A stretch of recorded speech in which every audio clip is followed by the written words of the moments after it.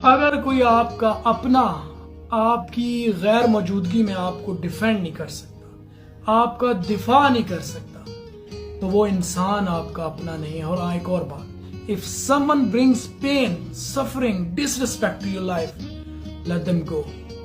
ऐसे रिश्ते जो बस नाम के रिश्ते हैं, उन्हें बस नाम तक ही रखो, जिंदगी आसान हो जाएगी। अच्छा, आज आपको अपने बचपन की छोटी सी बात बताता हूँ।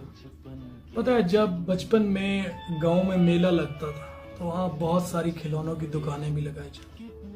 तब मैं खाली जेब को देखकर एक बात सोचता था कि जब मैं बड़ा हो जाऊंगा, खूब पैसा कमाऊंगा और मैं इसी मेले में आऊंगा और ढेर सारे खिलौने खरीदूंगा अपने लिए। अब जब मेला लगता है ना, आज चाहूं तो खिलौने क्या, खिलौनों की दुकानें खरीदूं, लेकिन मेरे अंदर वो बच्चा जिसे खिलौने चाहिए थे, वो जमाने की भीड़ में कहीं बहुत पीछे रह गया। जिंदगी की उलझने हमारी शरारतों को कम कर देती है और हम समझते हैं कि हम बड़े हो गए। कभी कभी सोचता हूँ कि जिंदगी के खेल निराले हैं और जिंदगी के इम्तिहान बहुत अजीब है। जब तक इंसान जिंदगी के सवालों के जवाब तलाश कर लेता है ना, ये सवाल बदल देते हैं और इंसान फिर नए जवाब तलाश करने के लिए भागता है, और यूं भागते भागते जिंदगी खत्म हो जाती है। कुछ लोग बहस जीत जाते हैं, रिश्ता हार जाते हैं। बहस यहां से शुरू हो जाती है कि बस जो मैं कह देता, खत्म यहां पे होती है कि तू मेरे जनाजे च ना आई, मैं मर भी गया तो मेरी कब्र ना आई। ये सच है, हमारे मुआशरे में लोग अपनी जिद को थामे जनाजों को छोड़ देते हैं, रिश्ते हार जाते हैं। लेकिन मैं समझता हूं कि समझदारी इसी में है कि जहां लगे कि ताल्लुक खत्म होने लगा, रिश्ता टूटने लगा, वहां बहस को खत्म करो। जहां नफरतें फैलने लगे, जहां रिश्तों की मिठास खत्म होने लगे, वहां सरेंडर कर दो, वहां हार जाओ, फिर देखना सब जीत जाओगे। एक्सपेक्टेशंस का मतलब क्या है? पीपल शुड बी माई वे। अगर ऐसा होता है तो मैं खुश, और अगर ऐसा नहीं हुआ तो मैं दुखी।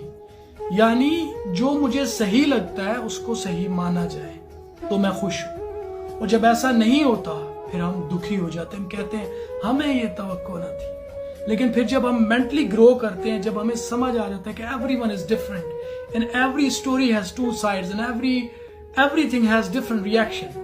कोई अच्छी खुशी दे जाता है, कोई अच्छा सबक दे जाता है, और हम जब ये अंडरस्टैंड कर लेते हैं, हम जब इस चीज को एक्सेप्ट कर लेते हैं कि हमारी खुशियां इस चीज की मोहताज नहीं है कि कोई कैसे पेश आता है, वो उनकी जिंदगी, उनकी सोच है, उनकी पर्सनालिटी है, उनकी फितरत है, उनकी नेचर है, उनका वे ऑफ डीलिंग है, और वो हमसे मुख्तलिफ है। जब हम ये समझ जाते हैं फिर जिंदगी बहुत आसान हो जाती है। हमारी जिंदगी के आधे से ज्यादा गम क्या है?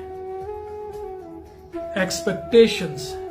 वो ऐसा करेगा, ऐसा बोलेगा, वो यहाँ आएगा, वहां जाएगा, मेरे साथ ऐसा होगा। एक्सपेक्टेशंस, तवक्कुआत, यानी जैसा जैसा मैंने यहां पर सोचा हुआ है वैसे वैसे सामने वाले रिएक्ट करे। That is called expectations. याद रखिएगा, ये दुनिया है और ये आपके हिसाब से नहीं, अपने हिसाब से चलती है। यहां पर खिलाफे तवक्को बहुत कुछ होता है, होगा, होता रहेगा, समझ रहे हो? दूसरों से नहीं, खुद से एक्सपेक्टेशंस लगाओ। दूसरों से ये गिला करने की बजाय कि आपसे मुझे ये तवक्को न थी, खुद से आईने के सामने कहो कि अली शराजी, आपसे मुझे ये तवक्को न थी। समझ रहे हो?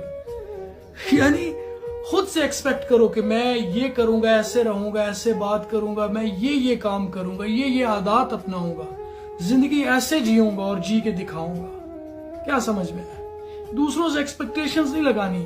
अगर लगाओगे तकलीफ उठाओगे, खुद से एक्सपेक्टेशंस लगाओगे तो कुछ बन के दिखाओगे। हमारे यहाँ रुखसती के वक्त बेटी को कहा जाता है, एस घरों तेरी डोली निकली है, हुन तेरा थे जनाजा ही आना चाहिए। तो भाई ठीक है, मान लिया अच्छी बीवी के फराइज में है कि वो कंप्रोमाइज करे, समझौता करे, लेकिन अच्छी बीवी के फराइज में कहाँ लिखा है कि मर्द के जूते और गालियां भी खानी है? बेटियों को ये 5 चीजें जरूर बताएं। पहली, माँ बाप के दरवाजे बेटी के लिए कभी बंद नहीं होते।